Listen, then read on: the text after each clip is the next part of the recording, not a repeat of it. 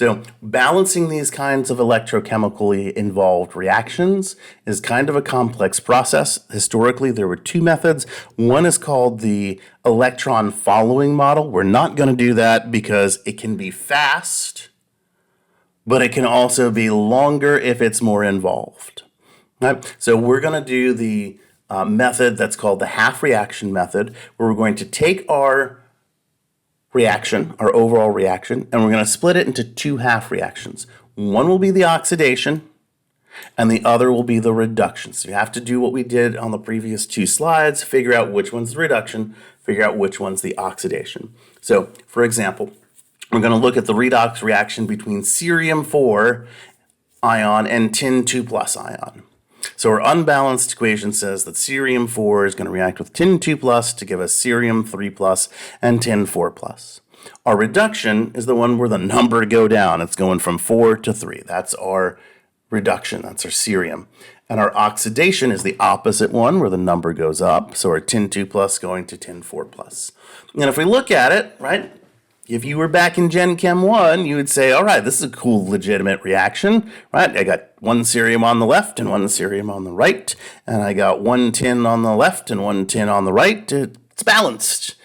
But it's not balanced with respect to those charges and those electrons, and so this is where life gets complicated. And do note that there is an additional example at the end of this slide stack that I will have online for you. Okay. So it's a systematic process, systematic 5-step process. You want to practice these so that you can get good at them and get doing them fast. Right? So first thing you're going to do is write out the separate equations for the oxidation and reduction reactions. Right? That one's pretty straightforward. Then you're going to treat each reaction, half reaction separately. You're going to balance all of the elements except for hydrogen and oxygen. That's so things like the tin or the cerium. Then you're going to balance out any oxygens using H2O.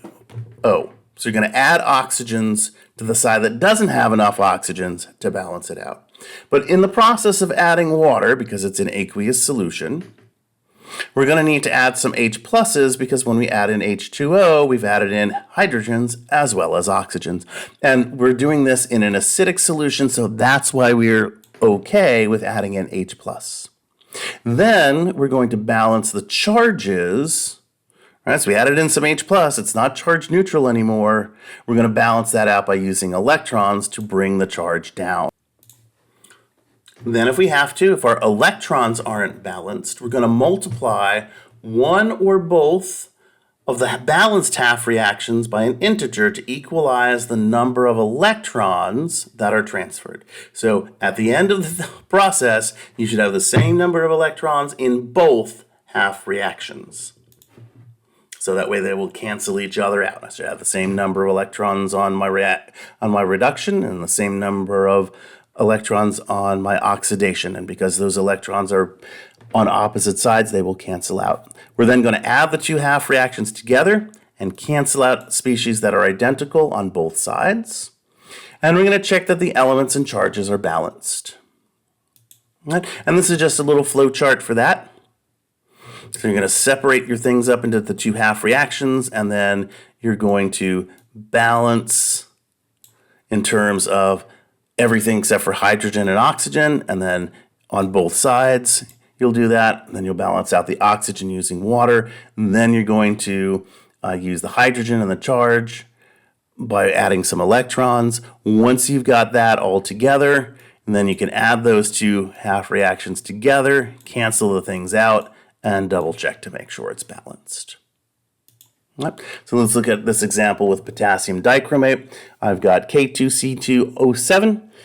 It's a bright orange compound that can be reduced to a blue-violet solution of chromium 3 plus ions. Under certain conditions, potassium chromate reacts with ethanol, C2H5OH, as follows. So I've got H plus and Cr2O72 minus, and ethanol, C2H5OH, giving us chromium 3 plus, carbon dioxide, and water. We're going to balance this equation using the half reaction method. First, we're going to split it into our two half reactions. Our reduction is going to be the one where we're going from our chromium, our chromate into our chromium 3 plus. Chromium is reduced from an oxidation state of +6 in this in the dichromate to +3 in the chromium ion. The oxidation half reaction, we're going to take our ethanol and we're looking at the carbon, and our carbon is going from an oxidation state of -2 in the ethanol to +4 in the carbon dioxide. So number go up, it is our oxidation. Number go down, it is our reduction.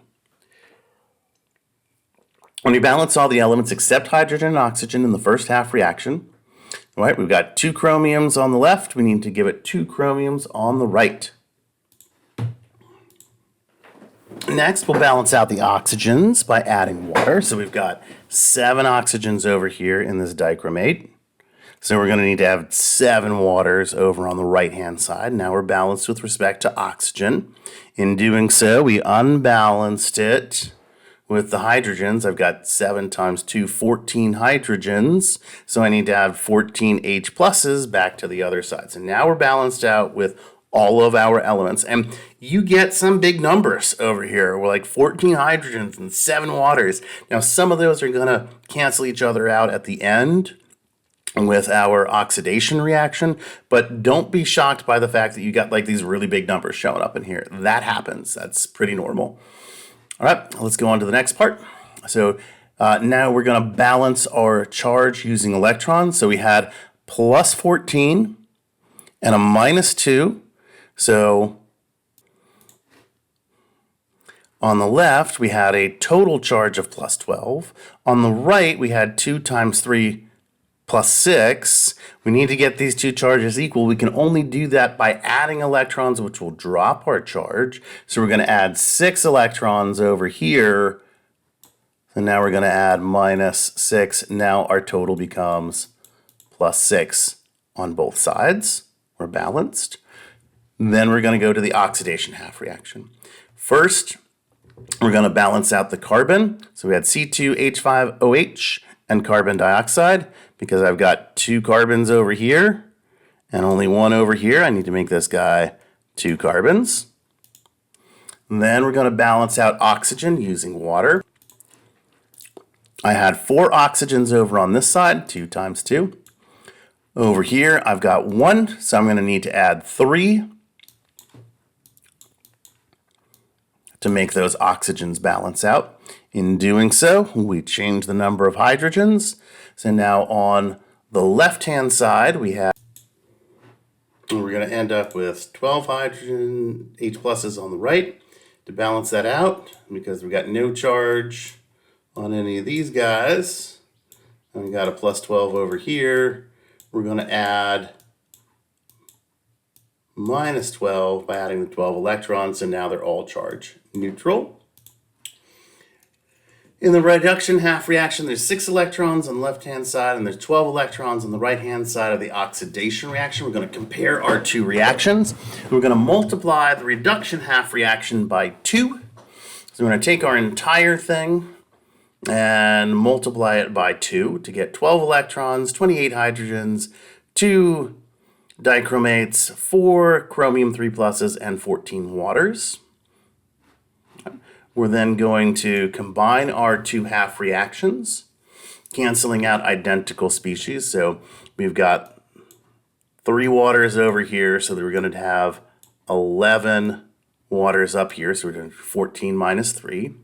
Our electrons should cancel out, right? If they do not cancel out exactly, something has gone wrong. We're going to have 28 hydrogens on the left and 12 hydrogens on the right. So we'll get rid of 12 hydrogens in both places, leaving us with 16 H pluses. Right. Everything else should add. So we've got our 16 H pluses, our 2 dichromates, our ethanol. We, on the product side, will have our 4 chromium 3 pluses, our remaining 11 waters, and our 2 carbon dioxides, and we're done. And kind of notice again, don't be freaked out by the very large size of some of these coefficients. That happens. Check that everything is all balanced out in terms of elements and charges. So 22 hydrogens, 4 chromiums, 15 oxygens, 2 carbons, 22 hydrogens, 4 chromiums, 15 oxygens, 2 carbons, and our charges all balance out too. All right. The method of doing it in a base is pretty much the same. I've got a whole other video that is already up on this, so we're going to go through this really quickly. All right, same process, same algorithm. The only difference is you're going to add basically this extra step in here where you're going to form water on the H plus and the OH minus side. That's just a little bit of a difference. So to both sides of the equation obtained above, add a number of OH minus ions that is equal to the number of H plus side, right? And it is on both sides that you're going to do this. And then you're going to form water on if you've got both an H plus and an OH minus together. And then you're going to count that as part of your waters that you had, right? Then you're going to check that the charges are balanced and all that, right? So let's do an example for that, like I said, real quick. We've got silver solid reacting with cyanide and water in base to give us silver cyanide aqueous. We're going to use this half reaction method. First thing we're going to look at is identifying which is the oxidation, right? We're going to balance it as if H plus ions were present. So we're going to look at our carbon. We got 1 carbon on the left, and over here we got 2 carbons on the right, so we're going to need to double up our carbons.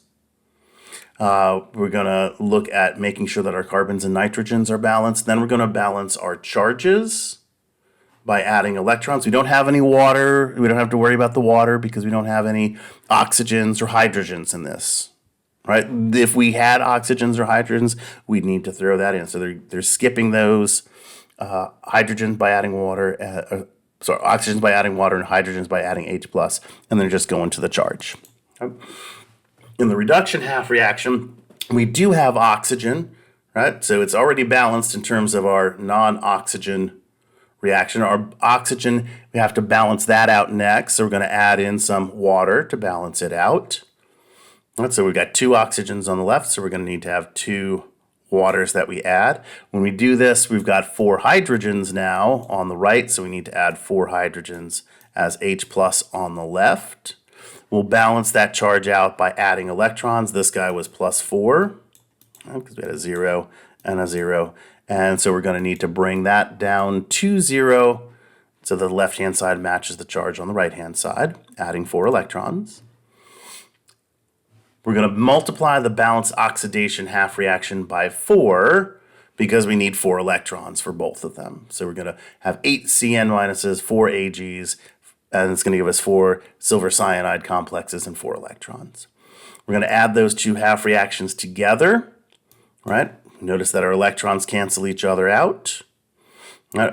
We then have to look at our overall reaction.